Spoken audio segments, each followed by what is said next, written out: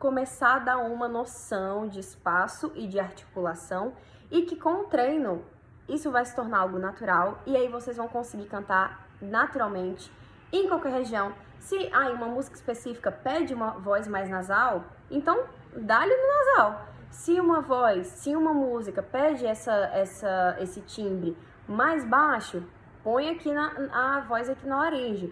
Pede um timbre mais mediano, coloca aqui nessa região da boca, certo?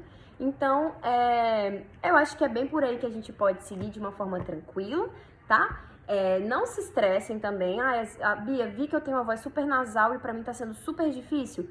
Fique tranquila, você já fez agora aqui o exercício aqui comigo, relaxa, vai curtir o restante do seu dia. Amanhã você vai e faz de novo os exercícios com consciência corporal, consciência da sua voz, consciência da sua boca, consciência dos espaços que você tá dando. Tendo essas percepções, fica perfeito, gente. Treino é a base de tudo. Treinando, as coisas vão começar a funcionar. Então, treinem isso, que eu acho que vai ser bem legal pra vocês, pra todos, tá? Até os que não têm a voz tão nasal, é importante também treinar articulação, é importante treinar os espaços. Então, faça esses exercícios, tá certo? Que eu acredito que vai auxiliar bastante. E é isso, espero que vocês tenham gostado, pessoal. Um beijo, tchau, tchau!